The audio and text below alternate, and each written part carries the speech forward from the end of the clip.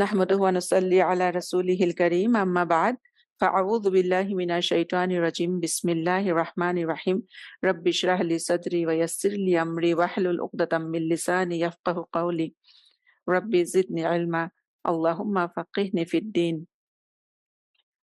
যে আজি আমাৰ আয়াত নম্বৰ 60 পৰা আৰম্ভ হ'ব সূৰা ইয়াছিনৰ। আমি এতিয়া বৰ্তমান লাষ্টৰ হেৰিলৈ আহিলো, ৰুকুটোলে। ঠিক আছে, যে আজিতো আৰম্ভ হৈছে বিসমিল্লাহিৰ ৰাহমানিৰ ৰাহিম আলাম আহাদ ইলাইকুম ইয়া বানি আদামা আল্লা লা তা'বুদু শাইতানা ইন্নাহু লাকুম আদুউম মুবিন।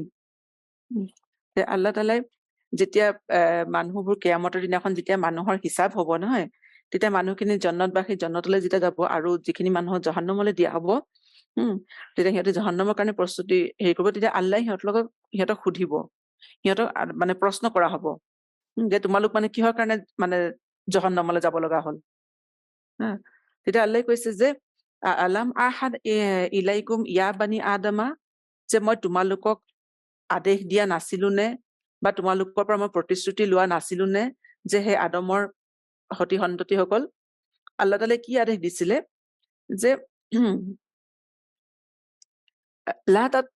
লা তা'বুদু শাইতান, যে শয়তানৰ ইবাদত নকৰিবা, যে শয়তানৰ ইবাদত নকৰিবা। ইন্নাহু লাকুম আদুউম মুবিন, কিহৰ কাৰণে? কাৰণ শয়তান হৈছে তোমালোকৰ মানে শত্ৰু। আদু শত্ৰু আৰু মুবিন হৈছে স্পষ্ট ক্লিয়াৰ কাট শত্ৰু। ঠিক আছে, ইয়াত আল্লাহ কৈছে শয়তানৰ ইবাদত নকৰিবা। অৰ্থাৎ আল্লাহ তাআলাই যেতিয়া আল্লাহ পৃথিৱীলৈ পঠিয়াইছিলে ন, তাৰ আগতে আল্লাহ তাআলাই মানুহৰ পৰা এটা প্ৰতিশ্ৰুতি লৈছিলে। যেতিয়া মানুহৰ ৰুহ অৱস্থাত ৰাখিছিলে আল্লাহ, তেতিয়া মানুহৰ পৰা প্ৰতিশ্ৰুতি লৈছিলে, যে আল্লাহ কৈছিলে যে আলাস্তু বিৰাব্বিকুম, যে মই তোমালোকৰ ৰব নহয়নে? মানুহে কৈছে বালা, কিয় নহয় আল্লাহ, আপুনি আমাৰ ৰব। আৰু সেই প্ৰতিশ্ৰুতি লোৱাৰ পিছত আল্লাহ তাআলাই কি কৰিলে? মানুহক পৃথিৱীলৈ পঠিয়ালে। আৰু পৃথিৱীলৈ পঠিয়াওতে আল্লাহ তাআলাই মানুহক এইটো মানে নিৰ্দেশ দিলে যে মানুহে আল্লাহৰ হুকুম পৃথিৱীত মানে প্ৰতিষ্ঠা কৰিব। কিন্তু মানুহ যেতিয়া পৃথিৱীলৈ পঠোৱা হয় না, মানুহে তেতিয়া আল্লাহৰ হুকুম পাহৰি যায়। কাৰণ আল্লাহ মানুহৰ ব্ৰেইনৰ পৰা না, যিটো আল্লাহ প্ৰতিশ্ৰুতি লৈছিলে, মানুহৰ জন্মৰ যিটো আগৰ অৱস্থা, আমাৰ ৰুহৰ যিটো অৱস্থা আছে, সেই কথাবোৰ আল্লাহ পাহৰাই দিয়ে। কিন্তু যদিও পাহৰি যায়, কিন্তু মানুহে যিহেতু সেই কথা পাহৰি যায় পৃথিৱীলৈ আহি, তেতিয়া আল্লাহ সেইকাৰণে মানুহক সোঁৱৰাবৰ কাৰণে সময়ে সময়ে পয়গম্বৰ পঠিয়ায়। মানুহক মানে পৃথিৱীলৈ আল্লাহ কিহৰ কাৰণে পঠিয়াইছে? সেই উদ্দেশ্যটো সোঁৱৰাই থাকিবলৈ, সেয়াই জিকিৰ। ঠিক আছে, আৰু সকলো পয়গম্বৰে সেইফালে মানুহক দাৱাত দিয়ে, যে আল্লাহ তোমালোকৰ ৰব হয়, তোমালোকে আল্লাহৰ লগত আৰু শিৰক নকৰিবা। আৰু তোমালোক মানে মানুহ এদিন পৃথিৱীৰ পৰা যেতিয়া যাব, এদিন আল্লাহৰ সন্মুখত আকৌ থিয় হ'ব লাগিব। গতিকে এয়া হৈছে মানুহৰ সেই প্ৰতিশ্ৰুতি, আৰু সেই কথাটো আল্লাহ সোঁৱৰাবলৈ সময়ে সময়ে পয়গম্বৰ পঠায়। কিন্তু মানুহে পাহৰি যায়।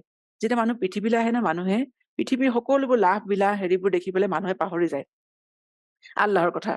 আৰু মানুহে কি কৰে? নিজৰ যিবোৰ ডিজায়াৰ আছে, মানুহে নিজৰ ইচ্ছা মানে অনুসৰি কাম কৰিবলৈ আৰম্ভ কৰে। আল্লাহ যি ধৰণে কাম কৰিব কৈছে, মানুহে পাহৰি যায়। সেইকাৰণে আল্লাহ কৈছে মানুহে যিবোৰ নিজৰ ইচ্ছা মতে কৰে, আল্লাহ কৈছে সেইবোৰ মানুহে কি হয়? শয়তানৰ প্ৰৰোচনাত পৰি পেলাই কৰে। আৰু শয়তানৰ প্ৰৰোচনাত পৰি যেতিয়া মানুহে কাম কৰে, আল্লাহ কৈছে যে সেইটোৱে কৈছে শয়তানৰ ইবাদত কৰা। সেইকাৰণে আল্লাহ কৈছে যে মই তোমালোকক এইটো আদেশ দিয়া নাছিলো নে, যে তোমালোকে মানে শয়তানৰ ইবাদত নকৰিবা? লা তা'বুদু শাইতান।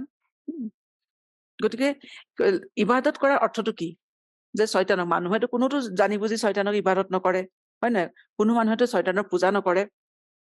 গতিকে ইয়াত আল্লাহ কৈছে লা তা'বুদু শাইতান, কিন্তু আল্লাহ কৈছে শয়তানৰ ইবাদত নকৰিবা পৃথিৱীত। ইবাদত মানে কি? আচলতে ইবাদত শব্দটো আহিছে আব্দৰ পৰা। আব্দ মানে হৈছে দাস, শ্লেভ। আৰু শ্লেভ মানে এনেকুৱা শ্লেভ যাৰ নিজৰ কোনো অধিকাৰ নাথাকে, যাৰ মালিকে যদি উঠ কলে উঠ, বহ বোলে বহ। তেনেকুৱা শ্লেভক কয় আব্দ আৰবীত। সেইকাৰণে সকলো মানুহ আল্লাহ তাআলাৰ আব্দ হয়, আৰু আল্লাহ মানুহৰ ৰব, মালিক। ঠিক আছে, গতিকে ইবাদত হৈছে সেই আব্দৰ পৰা আহিছে। ইবাদত হৈছে দাসত্ব। অৰ্থাৎ মানুহ আল্লাহৰ দাস, মানুহে আল্লাহৰ হুকুমতে কাম কৰিব।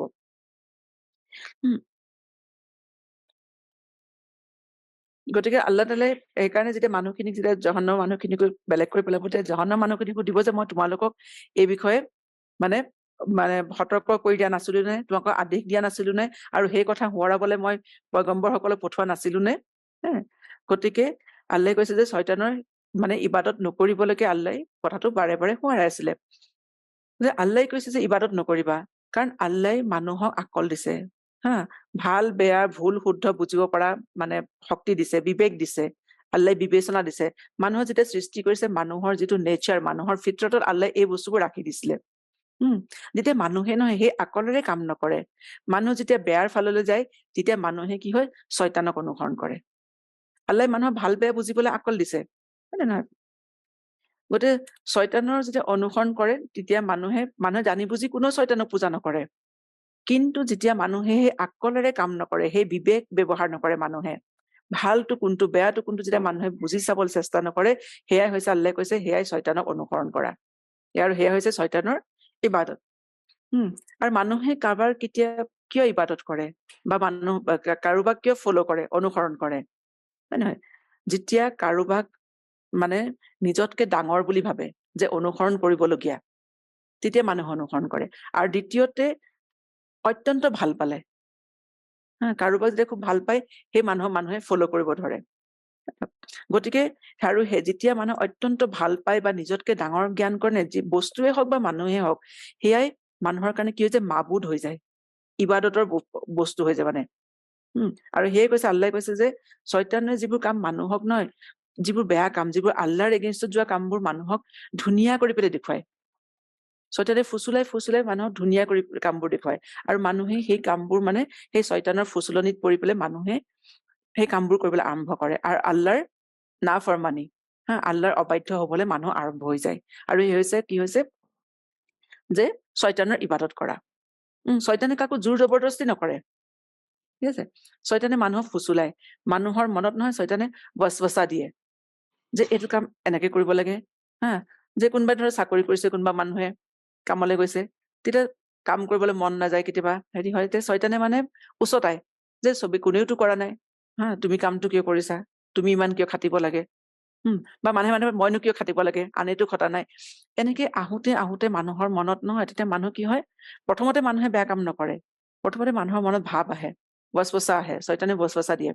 লাহে লাহে শয়তানৰ সেই ৱছৱছা আহোতে কি হয়, মানুহে কামটো কৰিবলৈ আৰম্ভ কৰি দিয়ে, আৰু সেইটো শয়তানৰ অনুসৰণ কৰা, হয় নাই? যি ধৰণে আদম আলাইহিছ ইছলামৰ ঘটনাটো আল্লাহে উল্লেখ কৰিছে কোৰাণ শ্বৰীফত, যে আদম আলাইহিছ ইছলামক যদি আল্লাহ তাআলাই সেই জন্নতত দিলে, হয় নাই, আদম আলাইহিছ ইছলাম আৰু হাৱা আলাইহিছ ইছলামক, তেতিয়া আল্লাহে কৈছিলে যে সকলো বস্তু খোৱা, সকলো ফালে যোৱা, সকলো ঠাইলৈ যোৱা, সকলো বস্তু তোমালোকে খোৱা, ফল মূল, কিন্তু এজোপা গছৰ কথা দেখুৱাই আল্লাহে ক'লে যে এই গছজোপাৰ ওচৰলৈ নাযাবা, ঠিক আছে, এই গছজোপাৰ ওচৰলৈকো নাযাবা, তাৰ ফল খোৱাটো দূৰৰ কথা। কিন্তু যেতিয়া শয়তানে কথাটো গম পালে, তেতিয়া শয়তানে কি কৰিলে, মানে আদম আলাইহিছ ইছলামৰ ওচৰলৈ আহে, আৰু লাহে লাহে আদম আলাইহিছ ইছলামক ফুচুলাবলৈ আৰম্ভ কৰিছে, যে সেই গছজোপা দেখিছানে, তালে মানে গছজোপা ইমান ধুনীয়া গছ এজোপা আছে, গৈছানে কেতিয়াবা সেই গছজোপাৰ ওচৰলৈ? তেনেকে কৈ পেলাই থৈ দিয়ে। আকৌ কেইদিনমান পিছত আহি পেলাই কয়, আচ্ছা তুমি সেই গছজোপাৰ ওচৰলৈ গৈছিলা নেকি বাৰু?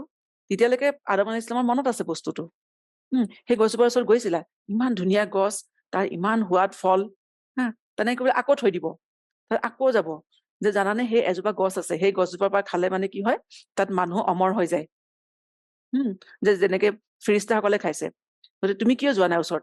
এনেকে কওঁতে কি হ'ল, এদিন মানে আদম আলাইহিছ ইছলামে কথাটো পাহৰি থাকিলে, যে আল্লাহে তেওঁক সেইফালে যাবলৈ মনা কৰিছিলে, আৰু তেওঁ ফল খালে, আৰু সেই খোৱাৰ কাৰণে কি হ'ল, জন্নতৰ পৰা ওলাব লগা হ'ল। আৰু যে সেই যে কথাটো যে মানিলে, সেয়া হৈছে শয়তানক অনুসৰণ কৰা, শয়তানক ফলো কৰা। মানুহৰ ক্ষেত্ৰতো সেইকাৰণে আল্লাহ তাআলাই আদম আলাইহিছ ইছলামৰ ঘটনাটো পৰাই মানুহক কৈছে যে তোমালোকে মানে, যিহেতু এইটো তোমালোকৰ মানে যি মানে হেৰি আছিলে, পূৰ্বপুৰুষ, গতিকে তেওঁ যেতিয়া সেই ভুলটো কৰিছে, তোমালোকেতো নকৰিবা, কাৰণ শয়তানে তেওঁকো, আদম আলাইহিছ ইছলাম নবী হোৱাৰ পিছতো যেতিয়া তেওঁক ফুচুলাব পাৰিছে, মানুহকো অতি সোনকালে ফুচুলাব পাৰিব। গতিকে শয়তানে কি কৰে, মানুহক, প্ৰথম কথা হৈছে মানুহক কথা পাহৰাই, আল্লাহৰ মানুহক ইবাদত কৰিবলৈ পাহৰি যায়, আল্লাহৰ কথা মানুহে মানে মানিবলৈ পাহৰি যায়, গতিকে শয়তানে মানুহক তেনেকে আল্লাহৰ ৰাস্তাৰ পৰা আঁতৰাই আনে, মানুহক কথা পাহৰাই। আৰু দ্বিতীয়তে শয়তানে কি কৰে, মানুহক যে হৈছে মানুহক না চুকুৰ কৰে, আল্লাহৰ প্ৰতি মানুহক অকৃতজ্ঞ কৰি তোলে, মানুহৰ কিমান নিয়ামত দি সকলো মানুহকে আল্লাহে কিবা নহয় কিবা নিয়ামত দিছে, কিন্তু শয়তানে কি কৰে মানুহক নিজৰ নিয়ামতবোৰ পৰা পাহৰাই ৰাখে। আৰু ওচৰতে যে মানে অমুকৰ মোতকে বেছি আছে, অমুকৰ এইটো ভাল আছে, তেতিয়া কি হয় মানুহে আল্লাহৰ শুক্ৰ আদায় নকৰে। নিজে কিটো পাইছে মানুহে শুক্ৰিয়া আদায় কৰিবলৈ পাহৰি যায়। গতিকে এই দুটা কথা, যিটো মানুহে যে পাহৰি যায় আৰু মানুহ যে না চকুৰ হয়, এইকেইটা কি হয় শয়তানৰ ফুচুলনিত পৰি পেলাই মানুহে কৰে। সেইকাৰণে আল্লাহে কৈছে যে তোমালোকে নিজে আকল কিয় ব্যৱহাৰ নকৰিলা? তোমালোকে পাহৰি গৈছিলা বা তোমালোকে বেয়া হেৰি ফালে গৈছা, এটলিষ্ট মানুহৰ আল্লাহে কৈছে মই আকলটো দিছিলো, সেই আকল ব্যৱহাৰ কৰিতো তোমালোকে চিন্তা কৰিব পাৰিলাহেঁতেন। কিয় নকৰিলা? আৰু সেই যে মানুহে নিজৰ বিচাৰ বিবেক ব্যৱহাৰ নকৰাৰ কাৰণে আল্লাহে কৈছে আজি এই তোমালোক মানে কি হৈছে জহন্নমলৈ যাবলৈ মানে ওলাইছা, জহন্নমৰ হেৰি গৈছে। গতিকে মানুহে কি কৰিছে দুনিয়াত, কিয় কৰিছে কোনো চিন্তা নকৰে। সেই চিন্তা নকৰি কৰা কথাটো হৈছে আল্লাহে কৈছে শয়তানক মানুহে ফলো কৰে। নবী সাল্লাল্লাহু আলাইহি ওয়াসাল্লামে কৈছে যে এটা হাদিসত আছে যে মানুহে 5টা বস্তুৰ আগতে 5টা বস্তুৰ কদৰ কৰা উচিত, মূল্য দিয়া উচিত পৃথিৱীত। প্ৰথমটো হৈছে মৃত্যুৰ আগতে জীৱনৰ কদৰ কৰা উচিত, কাৰণ মৃত্যু অনিবাৰ্য, মৃত্যু হবই। তাৰ আগতে যিটো জীৱন পাইছে নহয় মানুহে তাৰ কদৰ কৰিব লাগে, সেই জীৱন অবাবত নষ্ট কৰিব নালাগে। ঠিক তেনেকৈ কৈছে বেমাৰৰ আগতে স্বাস্থ্যৰ কদৰ কৰিব লাগে। স্বাস্থ্য থাকোতে মানুহে তাৰ সৎব্যৱহাৰ কৰিব লাগে, কাৰণ বেমাৰ হলে মানুহে আৰু স্বাস্থ্যৱান মানুহৰ দৰে আগৰ দৰে কাম কৰিব নোৱাৰে, আৰু মানুহৰ নেকি কৰা সুবিধা কমি যায়। স্বাস্থ্যৱান মানুহে যদি যিটো কোৱালিটিৰ কাম কৰিব বেমাৰী মানুহৰ কাৰণে সেই একে কোৱালিটিৰ কাম কৰাটো সম্ভৱ নহয়। ঠিক তেনেকৈ কৈছে যে বুঢ়া কালৰ আগতে ডেকা কালৰ যৌৱনৰ সৎব্যৱহাৰ কৰা, কাৰণ বয়সত কাম কৰা আৰু ডেকা বয়সত কাম কৰা একে নহয়। বয়সত মানুহৰ শাৰীৰিক শক্তি কমি আহে, স্মৃতি শক্তিও কমি আহে, আকৌ মানুহ সৰু কাললৈ ঘূৰি যায়, আনৰ ওপৰত নিৰ্ভৰশীল হৈ যায়। সেইকাৰণে কৈছে বুঢ়া কালৰ আগতে ডেকা কালৰ বা যৌৱনৰ সৎব্যৱহাৰ কৰা। ঠিক তেনেকৈ দুৰ্যোগ বা বিপদৰ আগতে শান্তিপূৰ্ণ অৱস্থাৰ সৎব্যৱহাৰ কৰা, আৰু গৰীবীৰ আগতে মানে দুখীয়াৰ আগতে মানুহৰ যিটো সচ্ছল অৱস্থা থাকে তাৰ সৎব্যৱহাৰ কৰা। মানুহে যেতিয়া এইকেইটা অৱস্থা থাকে, মানুহৰ যিটো জীৱন, মানুহৰ স্বাস্থ্য, মানুহৰ যৌৱন, মানুহৰ শান্তিপূৰ্ণ অৱস্থা, মানুহৰ সচ্ছল অৱস্থা, এইকেইটা মানুহে নিজৰ কদৰ কৰিব লাগে, আৰু এইকেইটা মানুহে ৱেষ্ট কৰিব নালাগে। যেতিয়া মানুহে এটা ৱেষ্ট কৰে ন, মানুহে তেতিয়াই হৈছে মানুহে কি হয় শয়তানৰ অনুসৰণ কৰে, শয়তানৰ ইবাদত কৰে। শয়তানে মানুহক পাহৰাই ৰাখে এই কথাবোৰৰ পৰা, যে জীৱনৰ এইখিনি সময় মানুহৰ ঘূৰি নাহে, এবাৰ গলে ঘূৰি নাহে। এই কথাটো শয়তানে কি হৈছে মানুহক ঘূৰাই ৰাখে। সেইকাৰণে আল্লাহে কৈছে যে তোমালোকে কিহৰ কাৰণে শয়তানক ইবাদত কৰিছিলা, আৰু শয়তানক ইবাদত কৰাৰ কাৰণেই মানুহ আজি জহন্নমলৈ গৈছে। আল্লাহ তাআলাই মানুহক জহন্নমত দিয়া নাই, মানুহ নিজে নিজে জহন্নমলৈ গৈছে। আৰু আল্লাহে কৈছে যে শয়তান তোমালোকৰ আদুউম মুবিন, প্ৰকাশ্য শত্ৰু, একদম দেশকে শত্ৰু। কিয়? কাৰণ যেতিয়া কিয়ামতৰ দিনাখন আল্লাহে সকলোকে প্ৰশ্ন কৰিব না, যে তোমালোকে এইটো কাম কিয় কৰিছিলা। যেতিয়া মানুহকো প্ৰশ্ন কৰা হব, যেতিয়া জহন্নমলৈ যোৱা মানুহখিনি যে কিয় কৰিছিলা, কিহৰ কাৰণে তোমালোকে জহন্নমলৈ যাব লগা হল, তেতিয়া মানুহে কব যে আল্লাহ এইখিনি কাম আমি কৰিছিলো, শয়তানে আমাক উচতাইছিলে, শয়তানে কৰাইছিলে। তেতিয়া শয়তানে কি কৰিব, যেতিয়া আল্লাহে শয়তানকো প্ৰশ্ন কৰিব, শয়তানে লগে লগে না কৰিব, অস্বীকাৰ কৰিব। যে শয়তানে কব যে মইতো তোমালোকক কামটো কৰিবলৈ বাধ্য কৰোৱা নাছিলো, তোমালোক নিজে আহিছিলা, মইতো খালি কৈছিলো যে এই কামটো এনেকে কৰিলে ভাল হয়, তোমালোকে নিজে কিয় আহিছিলা। ঠিক আছে। গতিকে এইটো কথাৰ পৰা দেখা যায় যে শয়তানে জোৰ জবৰদস্তি কৰি মানুহক বাধ্য কৰিব নোৱাৰে। শয়তানৰ মানুহৰ ওপৰত কোনো ইখতিয়াৰ নাই, আচলতে কোনো কণ্ট্ৰল নাই। শয়তানে খালি মানুহক ফুচুলায়, ৱাছৱাছা দিয়ে। সেইকাৰণে আমি যে সূৰা মানে ফালাক আৰু নাচ যে তাত পঢ়িছো ৱাছৱাছা, শয়তানে টানি আজুৰি মানুহক নিব নোৱাৰে ভুল পথলে। শয়তানে খালি ৱাছৱাছা দিয়ে, মানুহে নিজ ইচ্ছাৰে যায়। সেই শয়তানৰ ৱাছৱাছাত পৰি মানুহে নিজ ইচ্ছাৰে যায়। মানুহে যদি সেই সময়তে যদি শয়তানৰ ৱাছৱাছাটো আঁতৰাই দিয়ে নহয় নিজৰ মনৰ পৰা, তেনেহলে মানুহ ভুল পথৰ পৰা যাবলৈ মানুহ বাচি থাকিব পাৰে। ঠিক আছে। সেইকাৰণে আৰু শয়তানে লগে লগেই তাত হেৰি কৰিব, অস্বীকাৰ কৰিব কিয়ামতৰ দিনাখন, যে মইতো তোমালোকক অনা নাছিলো, তোমালোক নিজে আহিছিলা। সেইকাৰণে আল্লাহে কৈছে যে শয়তানৰ কেতিয়াও ফলো নকৰিবা, অনুসৰণ নকৰিবা, কাৰণ শয়তান হৈছে তোমালোকৰ প্ৰকাশ্য শত্ৰু। লা তা'বুদু শয়তান। গতিকে লা তা'বুদু শয়তান যেতিয়া কৈছে আল্লাহে, তেতিয়া তাৰপিছত আল্লাহে কৈছে যে তেনেহলে কাৰ ইবাদত কৰিবা। আল্লাহে কৈছে আনি বুদুনি, ৱা আনি বুদুনি, আৰু কেৱল মোৰে ইবাদত কৰা। হাদা সিৰাতুম মুস্তাকিম, যে এইটোৱে চিধা আৰু সৰল পথ। গতিকে পৃথিৱীত মানুহৰ কাৰণে দুটাই ৰাস্তা, এটা হয় সিৰাতে মুস্তাকিম, নহলে আনটো হৈছে শয়তানৰ ৰাস্তা, শয়তানে দেখুওৱা ৰাস্তা। গতিকে এই দুটা ৰাস্তাৰ ভিতৰত আল্লাহ কৈছে যিহেতু শয়তানৰ ৰাস্তা ফলো নকৰিবা, গতিকে কোনটো ৰাস্তা ফলো কৰা? আল্লাহৰ ৰাস্তা, সিৰাতে মুস্তাকিম, যিটো আল্লাহৰ ইবাদত কৰা হয়। কৈছে লা তাবুদু শয়তান ৱা আনি আবুদুনি, কেৱল মোৰহে ইবাদত কৰা। আৰু এইটোৱে হৈছে সৰল পথ, সহজ পথ, চিধা পথ। গতিকে সেইকাৰণে প্ৰথমতে আল্লাহ তাআলাই ইয়াত শয়তানৰ সকলোবোৰ যিবোৰ মানুহৰ মানে হেৰি আছে, শিৰ্ক আছে, সকলোবোৰ বস্তুৰ পৰা আঁতৰোৱাৰ পিছত কি হৈছে? আল্লাহৰ ইবাদত। আমি যে কলিমা পঢ়ো লা ইলাহা ইল্লাল্লাহ, প্ৰথমতে লা দি আৰম্ভ হৈছে, চাবচোন, না, নাই কোনো ইলাহ, নাই কোনো মাবুদ, ঠিক আছে। লা ইলাহা ইল্লাল্লাহ হৈছে প্ৰথমতে নাই, না দি সেইকাৰণে আমি কলিমাটো আমাৰ আৰম্ভ হয়, যে কোনো মাবুদ নাই, সকলো মাবুদৰ পৰা তাৰমানে নিজকে পৰিষ্কাৰ কৰি ললো। যিটো আগতে মানুহে যিবোৰ মাবুদ ভাবি আছিলে, যিবোৰ মানে ইবাদত কৰি আছিলে মানুহে, সেই সকলোবোৰ পৰা যেতিয়া মানুহে নিজকে ক্লিয়াৰ কৰি ললে, তাৰপিছত কি হল? আল্লাহৰ ইবাদতলৈ মানুহ আহিলে। এইটো নহয় যে অলপ অন্য বস্তুৰ ইবাদত কৰি থাকিব, মানে অন্য মাবুদৰ ইবাদত কৰি থাকিব, তাৰপিছত আল্লাহৰ ইবাদত কৰিব, 90% আল্লাহৰ ইবাদত, 10% আনৰ ইবাদত, সেইটো নচলিব আচলতে। সেইটো আল্লাহ সহ্য নকৰে। আল্লাহ নিজৰ ইবাদতত কাৰো এছ'চিয়েশ্যন, কাৰো পাৰ্টনাৰশ্বিপ আল্লাহ সহ্য নকৰে। প্ৰথমতে আল্লাহ সেইকাৰণে কৈছে যে সকলো বস্তুৰ পৰা পাক হয়, যে সকলো বস্তুৰ পৰা পাক হৈ যে অকল মানে আল্লাহৰ ইবাদত। তেতিয়া সেয়া হৈছে যে লা ইলাহা ইল্লাল্লাহ, কলিমা। সেইকাৰণে আল্লাহ কৈছে ৱা আনি উবুদুনি, প্ৰথমতে লা তাবুদু শয়তান, শয়তানৰ ইবাদত নকৰিবা, তাৰপিছত আল্লাহৰ ইবাদত কেৱল।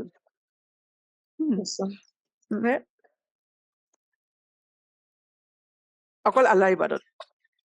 কাৰণ আল্লাহ তাআলাই যিটো ইবাদতৰ ক্ষেত্ৰত কাৰো এছ'চিয়েশ্যন আল্লাহ সহ্য নকৰে, কাৰণ আল্লাহ নিজৰ ৰুবুবিয়ত হওক, উলুহিয়ত হওক, তিল মাত্ৰ এছ'চিয়েশ্যন সহ্য নকৰে।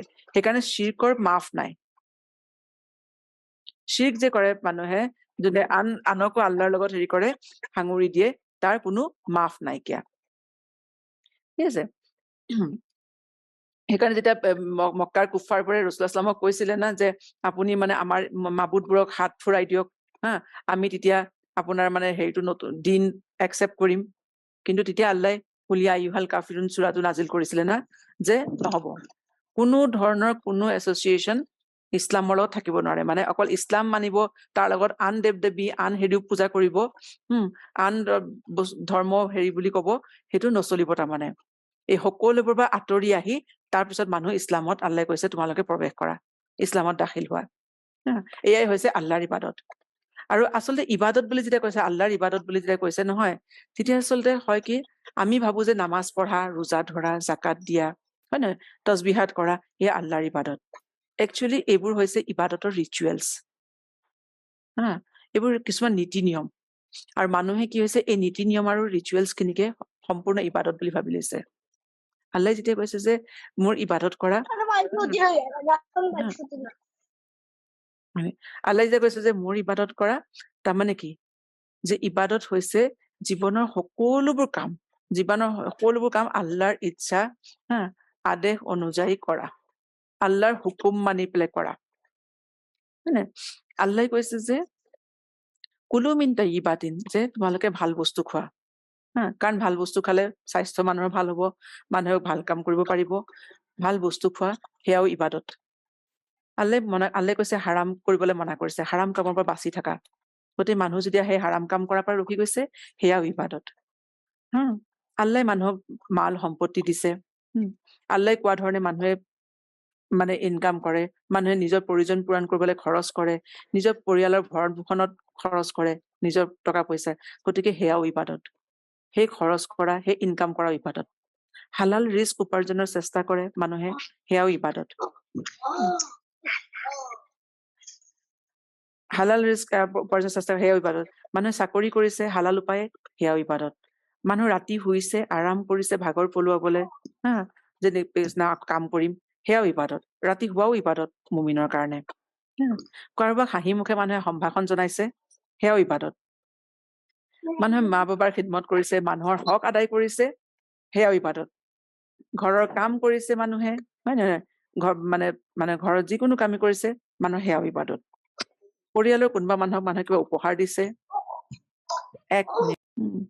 গতিকে মানুহে মা বাবাৰ খিদমত কৰিছে, সকলো বস্তু মানুহৰ ইবাদতত, হয় নে? কাৰোবাক মানুহে উপহাৰ দিছে, মানুহক এসাঁজ খুৱাইছে, সেয়াও ইবাদত। আৰু মানুহক খানা খোৱাটোতো জন্নতলৈ লৈ যোৱা কাম। কাপোৰ পিন্ধিছে, মানুহ সেয়াও ইবাদত, হয় নে নহয়?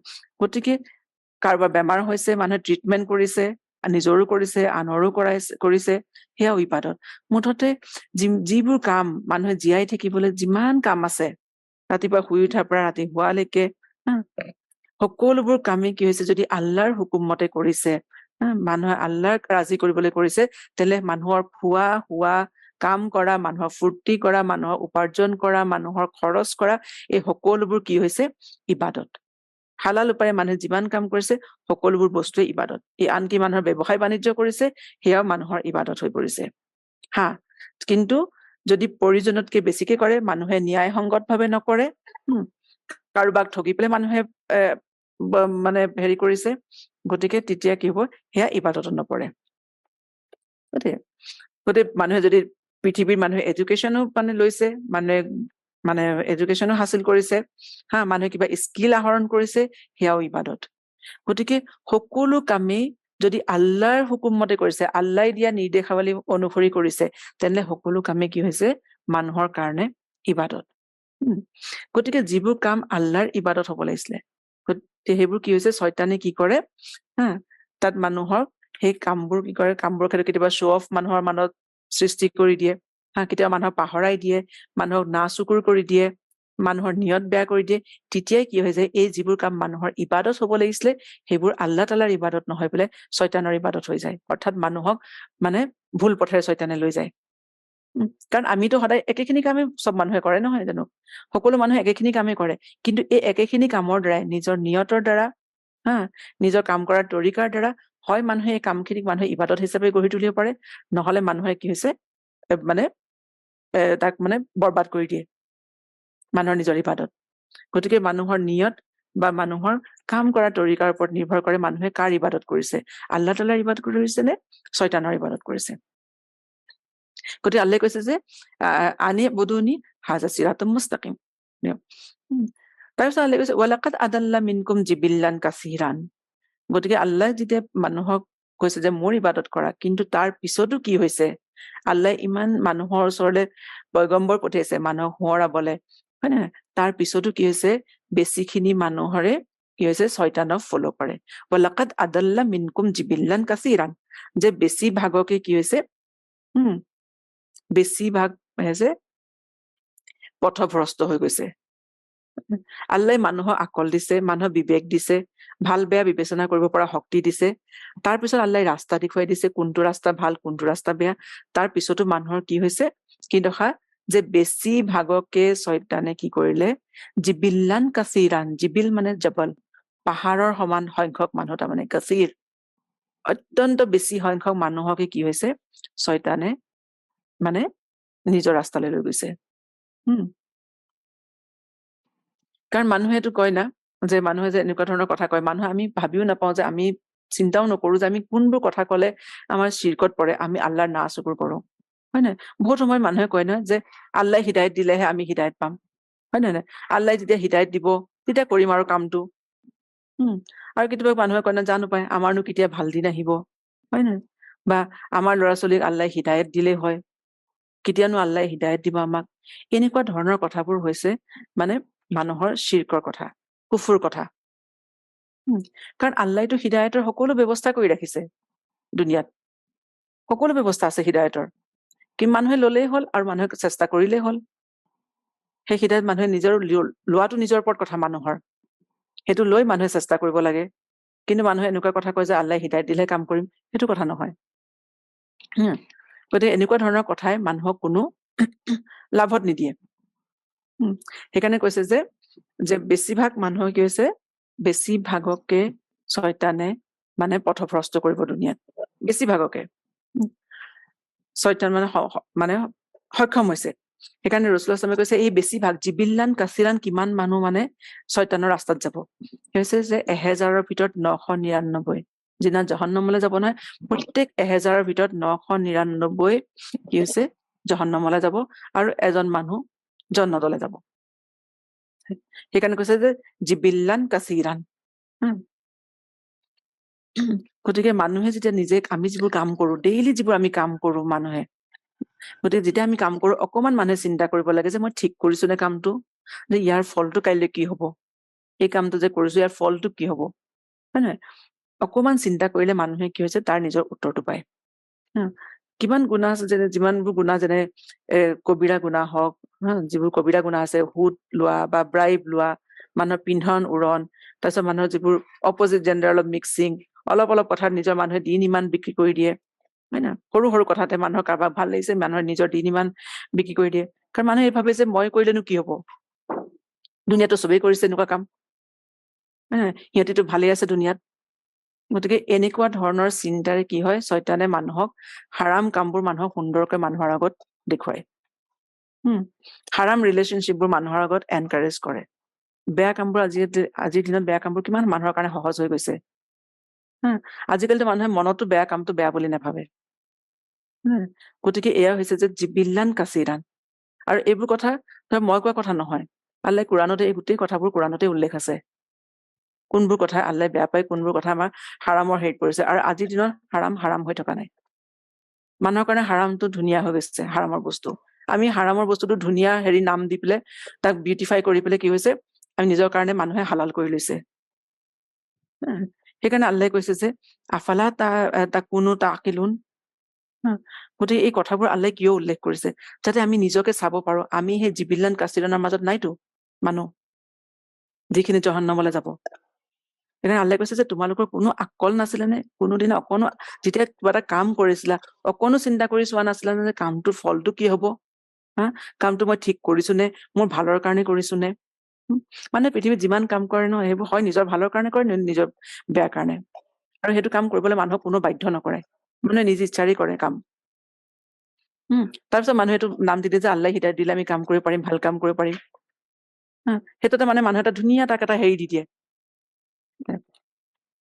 তাৰপিছত আল্লাহ কৈছে যে হাযিহি জাহান্নামুল্লাতী কুনতুম তুআদুন এতিয়া সেই মানুহখিনিক কৈছে যেতিয়া কৈছে যে তোমালোকৰ কোনো আকল নাছিলে দুনিয়াত অকণো আকল ব্যৱহাৰ কৰা নাছিলে যে তোমালোক কিহত গৈ ফচিবাগে কিহৰ গৈ পেলাই তোমালোক পৰিবাগে কৈছে এইখনে সেই জহন্নাম যিখনৰ কাৰণে তোমালোকে ইমান দিনে তোমালোকে মানে চেষ্টা কৰি আছিলা দুনিয়াত কুনতুম তুআদুন তোমালোকে দুৱা কৰি আছিলা অৰ্থাৎ মানুহে যিবোৰ কাম কৰে নহয় নিজ কামৰে জহন্নামক মানে মানুহে আহ্বান জনায় নিজৰ কাৰণে সেইকাৰণে কৈছে কুনতুম তুআদুন তোমালোকে দুৱা কৰি আছিলা আৰু দ্বিতীয়তে যেতিয়া ৰাসূলুল্লাহ সাল্লাল্লাহু যেতিয়া মানুহক কৈছিলে মানে মক্কাবাসীক যে তোমালোকে এনেকে কাম নকৰিবা আল্লাহক মানা আল্লাহক নামানিলে আল্লাহ কি হৈছে জহন্নামৰ শাস্তি পাব লাগিব তেতিয়া সিহঁতি কৈছিলে কতা আমিতো তোমাৰ কথা শুনা নাই আমাৰ ওপৰত কিয় জহন্নাম মানে হেৰি নহয় শাস্তি নাহে অৰ্থাৎ সিহঁতি দুৱা কৰিছিলে জহন্নামৰ কাৰণে হয় নহয় আৰু এতিয়াও মানুহে নিজৰ কামৰ দ্বাৰা কি হয় মানুহে জহন্নাম নিজে খুজি লয় সেইকাৰণে আল্লাহ কৈছে হাযিহি জাহান্নামুল্লাতী কুনতুম তুআদুন এইখনে সেই জহন্নাম যিখন তোমালোকে সদায় বিচাৰি আছিলা ইছলাউহাল আলিয়াউমা বিমা কুনতুম তাকফুৰুন কৈছে ইছলাউহা আলিয়াউমা আজি ইয়াত প্ৰৱেশ কৰা যিখন তোমালোকে দুনিয়াত থাকোতে সদায় কৈ আছিলা ন যে হয় মানুহে অস্বীকাৰ কৰিছিলে যে জহন্নাম নাই আমিতো দেখাই নাই নেদেখাকে আমি কেনেকে বিশ্বাস কৰিম বা সিহঁতি ঠাট্টা কৰিছিলে মানুহে আচ্ছা যদি জহন্নাম আছে নাহে কেলে আমিতো জহন্নামতে যাব লগা কাম কৰিছো আমি কিয় নাযাওঁ সেইকাৰণে আল্লাহ কৈছে আজি এইখন জহন্নাম তোমালোকে যিখন খুজি আছিলা এতিয়া তাত প্ৰৱেশ কৰা যিখন তোমালোকে সদায় যিখনৰ বিষয়ে তোমালোকে সদায় মানে কুফুৰ কৰি আছিলা তোমালোকে অস্বীকাৰ কৰিছিলা দুনিয়াত কাৰণ দেখা নাই না মানুহে সেইকাৰণে মানুহ ঠাট্টা কৰিবৰ কাৰণে মানুহৰ খুব সুবিধা হৈছিলে সেইকাৰণে কৈছে যে যিখন তোমালোকে অস্বীকাৰ কৰিছিলা সেইখনত আজি প্ৰৱেশ কৰা আৰু দ্বিতীয়তে সেইদিনাখন কি হব মানুহৰ কোনো স্বাধীনতা নাথাকিব মানুহৰ কোনো ফ্ৰী উইল নাথাকিব যে মানুহে জহন্নামখনৰ পৰা বাচিব পাৰিব কাৰণ যেতিয়া মানুহ পৃথিৱীত যেতিয়া থাকে ন মৌতৰ আগলৈকে মানুহৰ হাতত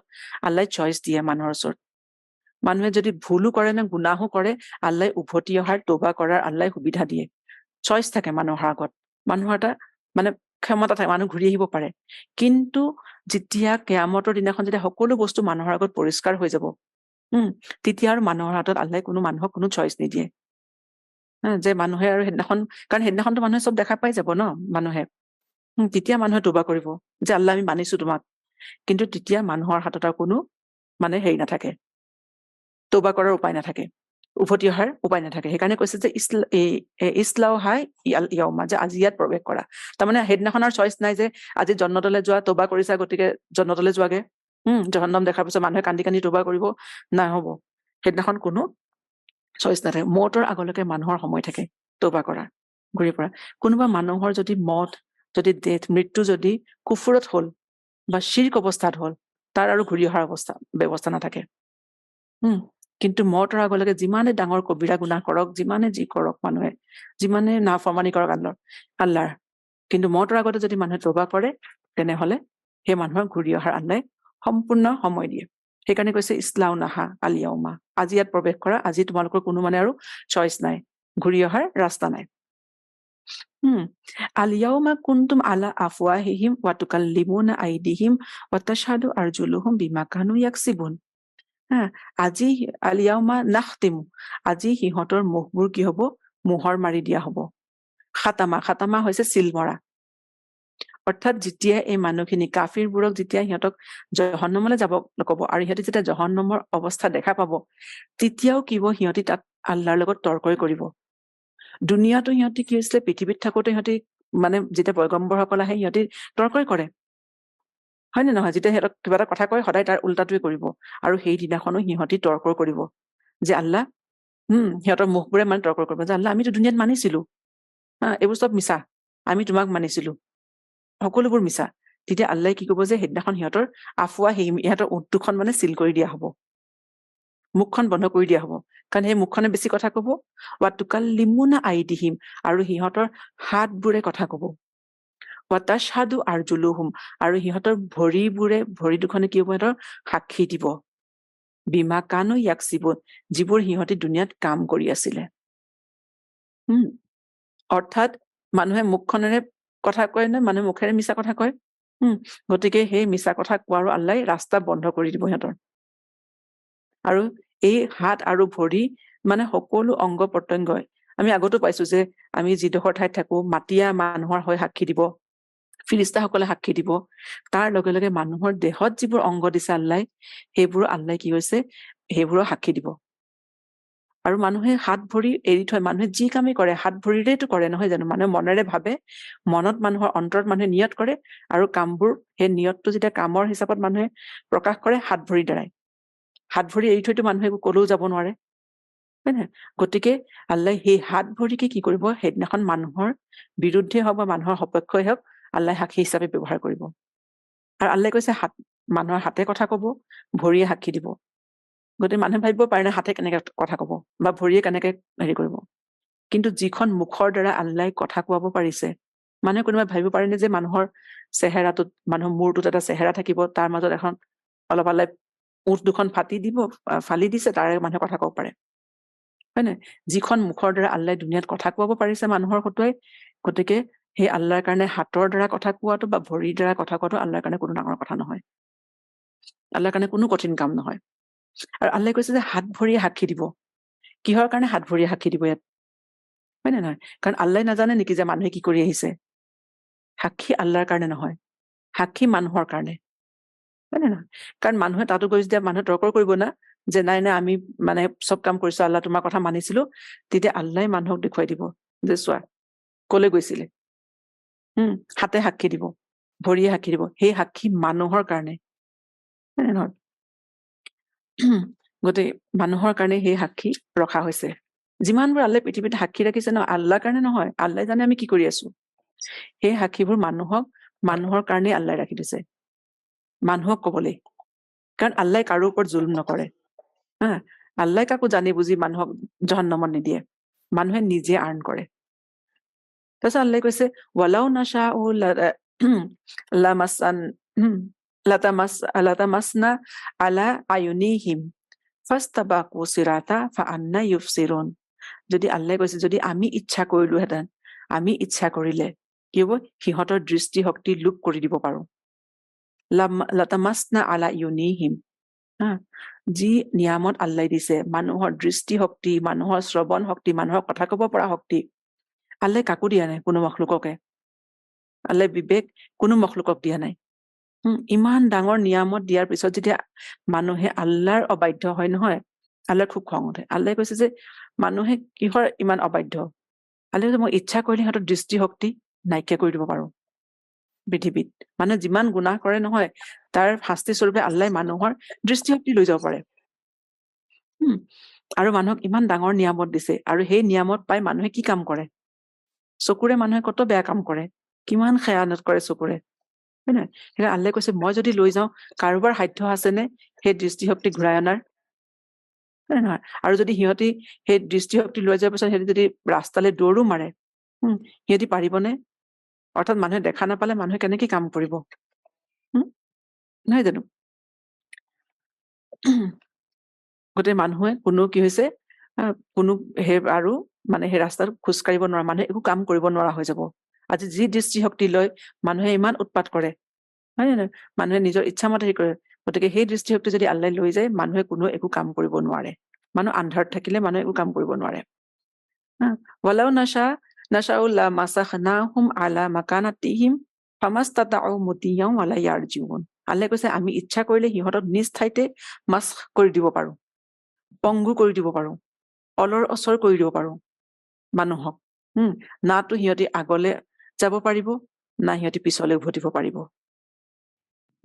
অৰ্থাৎ মানুহে আল্লাহৰ নাফৰমানিত কিমান মানুহ পলাই ফুৰে হয় নাই মানুহ দৌৰা দৌৰি কৰি ফুৰে আল্লাই যদি ইচ্ছা কৰে মানুহক একে ঠাইতে পাথৰৰ দৰে মানুহক কৰি দিব পাৰে মানুহ কোনো উঠিবও নোৱাৰিব মানুহ অলপো লৰচৰো কৰিব নোৱাৰিব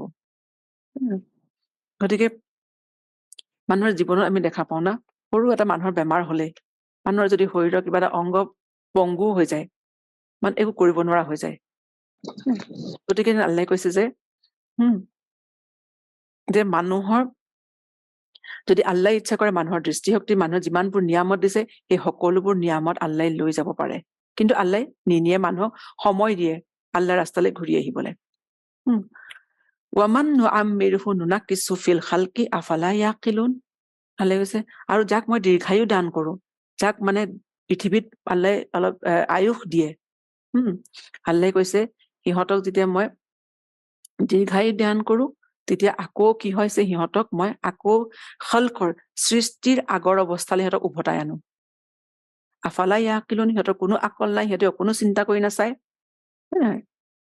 আচলতে মানুহে যেতিয়া আল্লাহৰ নিয়ামত পায় না মানুহে তেতিয়া পৃথিৱীত বহুত দিন থাকিম বুলি ভাবে যেতিয়া মানুহৰ ডেকা অৱস্থা থাকে মানুহে বহুত দিন থাকিম ভাবে বহুত কিবা কিবি কৰিম আমি পৃথিৱী বহুত এনজয় কৰিম কিন্তু যি অকমান দিনো পৃথিৱী বেছি দিন জীয়াই থাকিলে নহয় আল্লাই কৈছে সেই মানুহ আৰু সেই ডেকা কালটো মানুহৰ ঘূৰি নাহে মানুহ বুঢ়াৰ পৰা বুঢ়া হৈ মানুহ বাৰ্ধক্যৰ পৰা বাৰ্ধক্যলৈ মানুহ গৈ থাকে আৰু বাৰ্ধক্য অৱস্থালৈ যেতিয়া মানুহ গৈ থাকে যেতিয়া মানুহৰ মানে বহুত বেছি বয়স হৈ যায় তেতিয়া কি হয় আল্লাই কৈছে নুনাক্কিছু ফিল খালকি আকৌ সিহঁতক মই উভতাই আনো আগৰ আৰম্ভণি অৱস্থাত বহুত বয়সীয়া মানুহ বহুত আলৰ যেতিয়া মানুহ আলৰ বুঢ়া হৈ যায় সেই মানুহ আকৌ কি হয় সৰু ল'ৰা ছোৱালীৰ নিচিনা হৈ যায় মানুহৰ শৰীৰটো সেই আগৰ নিচিনা চিধা হৈ নাথাকে নুনাক্কিছ বেকা হৈ যায় সেই আগৰ শক্তিও মানুহৰ নাথাকে হয় নাই মানুহ আনৰ ওপৰত নিৰ্ভৰশীল হৈ যায় যি ধৰণে কেঁচুৱা অৱস্থাত মানুহ আনৰ ওপৰত নিৰ্ভৰশীল থাকে নিজৰ কাম নিজে কৰিব নোৱাৰে ঠিক তেনেকে বহুত বেছি দিন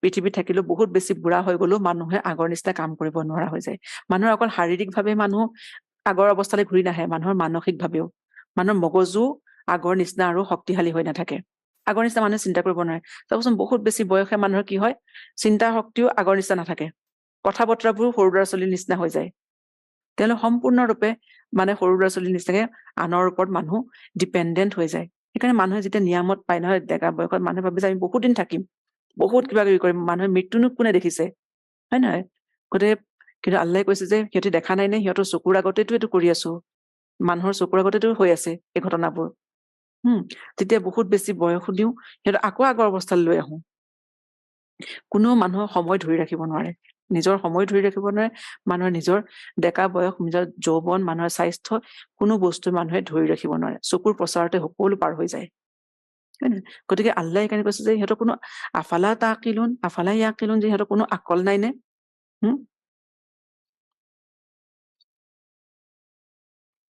সিহঁতে এইবোৰ দেখা নাপায় নে কোনো? গতিকে আল্লাহ কিহৰ কাৰণে কৈছে যে ইয়াৰ পৰা মানুহে কি জ্ঞান ল'ব লাগে, কি আকল ল'ব লাগে, হয় নে নহয়? যে মানুহৰ আকৌ আল্লাহ মানে আগৰ অৱস্থালৈ ঘূৰাই আনিব, মানুহৰ মানে চিন্তা কৰিব পৰা শক্তি নাইকিয়া হৈ যাব। কাৰণ আল্লাহে কৈছে যে সকলো বস্তুৰ ওপৰত আল্লাহৰ কণ্ট্ৰল আছে। মানুহৰ নিজৰ জীৱনৰ ওপৰত, নিজৰ শৰীৰৰ ওপৰত, নিজৰ চিন্তাৰ ওপৰতো মানুহৰ কণ্ট্ৰল নাই। গতিকে মানুহৰ কিহৰ ইমান গৰ্ব? মানুহৰ কোনো বস্তুৱে মানুহৰ নিজৰ নহয়। গতিকে আল্লাহ মানুহ কি হৈছে, এটা সময়ত মানুহ আকৌ অসহায় হৈ যায়। আল্লাহ মানুহক শক্তি দিয়ে, আকৌ সেই শক্তি আল্লাহ লৈ যায়। দুনিয়াত থাকোতেও লৈ যায়, মৌতৰ পিছততো আল্লাহ নিয়ে, কিন্তু দুনিয়াত থাকোতেও আল্লাহ কি হৈছে মানুহক সেই অৱস্থা মানুহক দেখুৱায়। মানুহৰ সেই অসহায় অৱস্থাটো মানুহে দুনিয়াতে দেখায়, মানুহ ডিপেণ্ডেণ্ট হৈ যায় আনৰ ওপৰত। কিন্তু আল্লাহ তাআলা অসহায় নহয়, আল্লাহ কাৰো ওপৰত ডিপেণ্ডেণ্ট নহয়, আল্লাহ কাৰো ওপৰত নিৰ্ভৰশীল নহয়।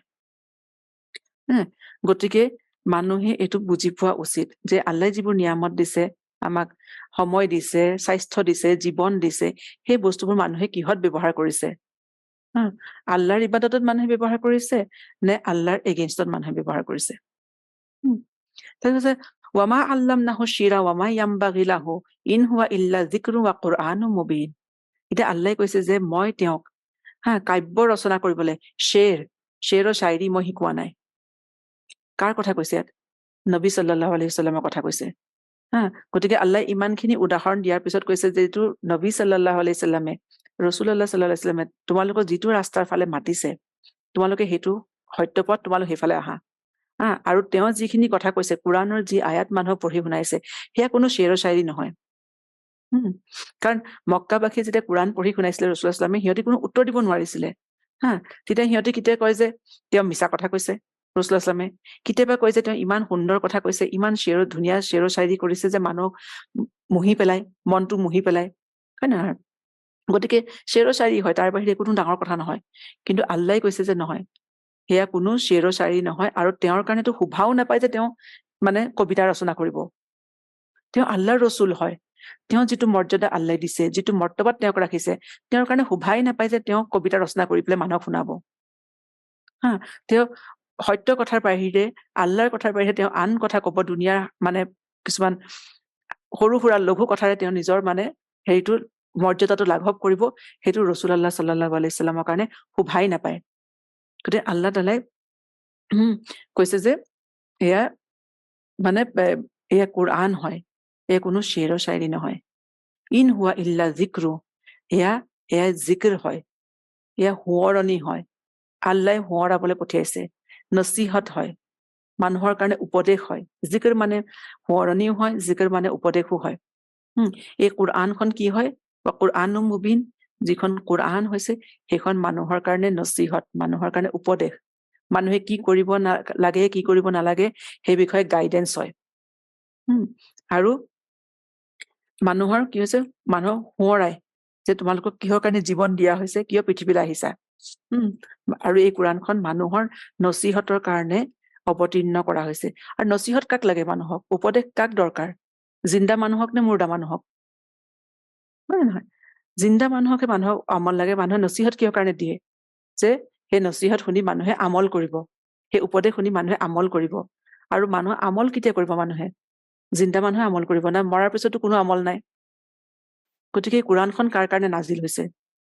কোৰআনখন নাজিল হৈছে জীৱিত মানুহৰ কাৰণে। যদি মানে যে মানুহে পৃথিৱীৰ আল্লাহ তাআলাই আমল কৰিবৰ কাৰণে পঠাইছে, পৃথিৱীখনতো মানুহ কাম কৰিবৰ কাৰণে পঠিয়াইছে, আৰু কোৰআনখন সেই নছিহত, কেনেকে মানুহে কাম কৰিব তাৰ নছিহত। সেইকাৰণে কোৰআনখন হৈছে জীৱিত মানুহৰ কাৰণে। গতিকে মৰা মানুহৰ কোৰআনখনৰ লগত কোনো হেৰি নাই। যে আমি যে কওঁ যে মানুহে যে কিছুমান মানুহে যে পঢ়ে না, কোৰআন খানি কৰে, দোৱা কৰে, ইছালে স্বভাৱ কৰে, হয় নহয়? যে তিলাৱত কৰে মৃতকৰ স্বভাৱৰ কাৰণে, হয় নহয়? গতিকে মৃতকে কোনো গমো নাপায় সেই সময়ত। আৰু কোৰআনখন আল্লাহে সেইকাৰণে পঠোৱা নাই। আল্লাহে কৈছে কোৰআনখন মই নছিহত কৰিছো, জিকিৰ হয়, আৰু জিকিৰ হয় জীৱিত মানুহৰ কাৰণে। কিয় অৱতীৰ্ণ কৰিছে? আল্লাহে কৈছে যে মানে ইন হুৱা ইল্লা যিকৰু ৱা কুৰআনুম মুবিন, এইখন জিকিৰ হয় কুৰানে মুবিনখন, লিউনজিৰা মান কানা হাইয়া, যাতে জীৱিত মানুহক এই কুৰাণৰ দ্বাৰা আপুনি সতৰ্ক কৰিব পাৰে। ইয়াত আল্লাহ হাইয়ান, জীৱিত মানুহ বুলি আল্লাহ উল্লেখ কৰি দিছে, হয় নে নহয়? জীৱিত মানুহ, কাৰণ মুৰ্দাইটো শুনা নাপায়, মুৰ্দাই শুনা নাপায়। গতিকে তেওঁ যেতিয়া, আৰু দ্বিতীয়টো হৈছে যে মুৰ্দা মানে হৈছে যাৰ অন্তৰো মৃত হৈ গৈছে, মুৰ্দা হৈ গৈছে, হয় নাই? বহুত মানুহ আছে কোৰাণ পঢ়ে, কিহৰ কাৰণে পঢ়ে? তাত ভুল উলিয়াবলে, তৰ্ক কৰিবলে, যে আল্লাহ এইটো কিয় কলে, সেইটো কিয় কলে। তেনেকুৱা অন্তৰক আল্লাহ কঠুৱা অন্তৰ বুলি কৈছে, মৃত অন্তৰ, হয় নে নাই? মুৰ্দা হৃদয়, তেনেকুৱা কৈছে যে তেনেকুৱা মানুহৰ কাৰণেও কোৰাণখন নহয়, কাৰণ সিহঁতৰ অন্তৰত কোৰাণৰ বাণী গলেও কি হৈছে, সিহঁতৰ অন্তৰৰ ভিতৰত নোসোমায়। যেনেকে শিলৰ ওপৰত যিমান পানী পৰি থাকক, শিলৰ ভিতৰত সোমাব নোৱাৰে নে, পিছলি পানীখিনি আঁতৰি যায়, ঠিক তেনেদৰে মুৰ্দা অন্তৰৰ ভিতৰতো কোৰাণৰ বাণী নোসোমায়। যাৰ অন্তৰ জীৱিত, এইটো, আৰু যোনে এইটো নিয়তেৰে পঢ়ে যে আল্লাহে মোক কি কৈছে, মোৰ ৰবে মোক কি কৈছে, সেই জানিবলে, শিকিবলে বা বুজিবলে যোনে পঢ়ে, সেই মানুহৰ অন্তৰ আল্লাহে কৈছে জীৱিত অন্তৰ। গতিকে তেনেকুৱা মানুহকহে কোৰাণে লাভ দিব, কোৰাণে ফাইদা দিব। কাৰণ যেতিয়া পানী, বৰষুণৰ পানী যেতিয়া মাটিত পৰাৰ লগে লগে কি হয়, পানীটো এবজৰ্ভ কৰি লয়। গতিকে যাৰ অন্তৰ জীৱিত, যেতিয়া কোৰাণৰ বাণী সিহঁতৰ অন্তৰত সোমায়, লগে লগে কি হৈছে, শুনে, সিহঁতৰ অন্তৰত লগে লগে সোমায়। সেইকাৰণে কৈছে কোৰাণখন আল্লাহে কৈছে যে মই জীৱিত মানুহৰ সতৰ্কৰ কাৰণে পঠিয়াইছো। আৰু আমাৰ কিমান মানুহৰ আল্লাহ আকল দিছে, মানে নহয়, কিমান এনাৰ্জি, কিমান মানে মানুহে এই কিছুমান ভুল কামত মানুহে সময় নষ্ট কৰি থাকে, সেইকাৰণে আল্লাহে কৈছে আফালা ইয়াকিলুন, কোনো আকল নাই নে? ক'ত গ'ল মানুহৰ সেই ইন্টেলিজেন্স, মানুহৰ বিচাৰ বুদ্ধি, যে মানুহক কি উদ্দেশ্যেৰে আল্লাহে কোৰাণখন দিছে, আৰু মানুহে কি উদ্দেশ্যেৰে পৃথিৱীত কোৰাণখন মানুহে ব্যৱহাৰ কৰি আছে। ৱায়াহিক্কাল কাউলু আলাল কাফিৰিন, আৰু কোৰাণখন আল্লাহে জীৱিত মানুহৰ কাৰণে হেৰি কৰি পেলাইছে, আৰু কাফিৰৰ কাৰণে এখন দলিল হয়, যুক্তি হয়, হুজ্জত প্ৰতিষ্ঠা কৰিবৰ কাৰণে।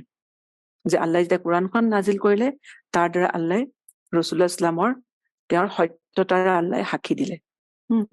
কাৰণ মক্কাৰ কাফিৰবোৰে কি কৈছিলে কোৰাণ শুনি, যে ৰাছূলুল্লাহ ইছলামৰ এইবোৰ মনে সজা কথা, শায়েৰী হয়, মিছা কথা হয়, গতিকে নুশুনিবা, তেওঁ যাদুকৰ হয়, তেওঁ মজনুন হয়, তেওঁৰ ওপৰত জিন লাগিছে, তেওঁ বলিয়া হয়, গতিকে এনেকুৱা মানুহৰ কথা শুনিব নালাগে।